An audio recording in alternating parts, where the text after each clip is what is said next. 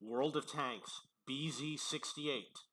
The Bz-68 is a Chinese Tier 9 heavy tank in the video game World of Tanks that has entered Super Test. These are the initial specifications. Now keep in mind this is November of 2022. By the time this vehicle comes out, the specifications will likely have changed. This is, I would say, it's not underpowered. It's not super overpowered. It's kind of in the middle right now, but there are some good aspects of the specifications of this vehicle. First of all, it does have armor on the side, which is going to help you a little bit with heat rounds, high explosive rounds, heat rounds in particular, and with side scraping, it's going to give you a little bit more. Maybe you'll get tracked less often. The lower glacis is actually pretty big, which means it's going to be a big target. And the armor on this plate is not that great, considering that it's Tier 9, which means that Tier 8 tanks are going to be able to penetrate this plate on the front. Even Tier 7 tanks will be able to do it. The damage is 530, which is good. It's a good number. Remember, it's Tier 9. 530 is really good. Armor penetration is 248, which is kind of average for Tier 9. But the 315 is really good.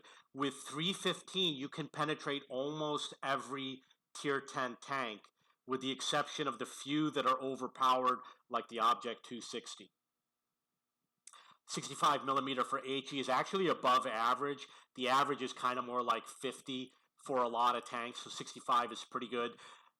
The maximum you're going to get for HE is 100 millimeter or 110 millimeter with the overpowered vehicles that have it. 15-second reload time. That's a long reload. Aiming time is 2.9. That's good, but it's not the best. Like 2.3 is really good. Dispersion 0.42, that's not good. 0.38 is kind of average. The gun elevation -8. 30 pieces of ammo, which should be okay for most battles. The forward speed is 35, that's slow, which means it's going to be a slow heavy tank. And number of charges. Oh, this has boost. Okay, so this is a tank that has a rocket booster on it, which is going to give it a little bit of an advantage. You're going to get 5 charges, 10 seconds each, which is going to increase the speed. Now keep in mind, there's plenty of other vehicles that already have that top speed.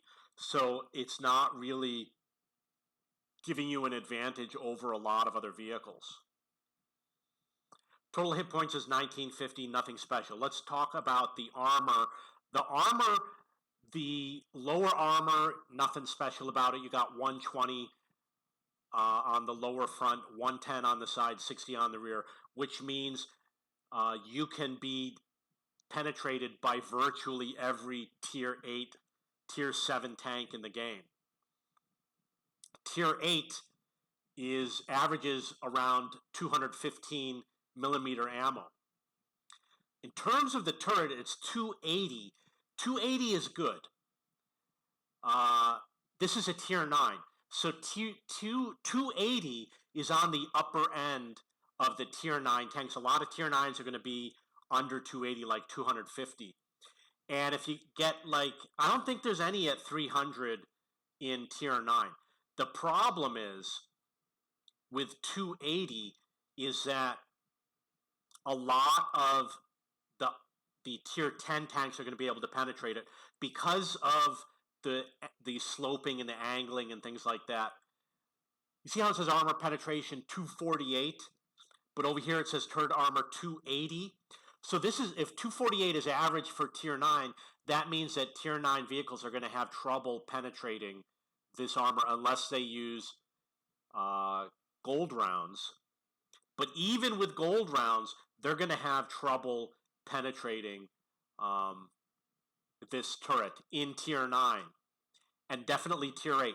So against Tier 8, you should be fine because most Tier 8 tanks cannot do 280 penetration. For example, the STRV SK1 Stritzwagen, I think it does 280, and it's the highest for Tier 8. It's either 279 or 280 or something like that. So for Tier 8, you're safe. For Tier 9, you're going to be okay with the upper turret. For Tier 10, I think you're going to be okay up against Tier 10. Not the lower plate, though. Now, keep in mind, this is with the RNG. This is the middle of the armor penetration. So if Tier 10 tanks have 280 penetration, they're going to penetrate you half the time. So you're going to be better off against Tier 9, Tier 10 not so much, of course. View range 380, nothing special about. Signal range 750, nothing special about that. There is a crew of 4, the commander, the gunner, the gear guy, which I'm guessing is the driver, and the loader, which means there is no radio operator. So usually you would have the driver in the front compartment, and if there's empty space over here, it would be ammunition, which means you might be able to ammo rack it from the front. The loader and the gunner and the commander have to be in the turret. The loader has to be at the back of the breach. The gunner has to be wherever the gun sight is. I might be pointing to it with my mouse right now. And the commander is wherever the free space is. Probably where this gun is mounted, the commander probably pops up behind that. And then it looks like we've got something popping up in the back of the turret over here, which is going to probably be storage space for ammunition. You might be able to ammo rack it by putting around behind the sprocket over here. Now keep in mind, in some cases the driver is in the center. It looks like the viewports are on the right, which means the driver is going to be on the right, and I'm guessing that there's going to be ammo on the left of this vehicle, so the weak spot might be right there for the ammo rack. Now keep in mind, it does have the fuel canister. I'm pointing to it with my mouse here on the back. It looks like a little canister with a little jet on the back. We don't know if this is part of a hitbox. We don't know if you can set the engine on fire by hitting this. I seem to recall you cannot. Looks like the view sight is, the gun sight is where I'm pointing to on the mouse, which is to the right of the gun. It looks like above on the roof, we've got a little viewport, which is for the gunner. On the left of the turret in the back, we have viewports and a gun mounted on the roof, which is going to be for the commander, and the loader is going to be on the right in the rear. It looks like he might have viewports or a hatch. I can't tell from this photo.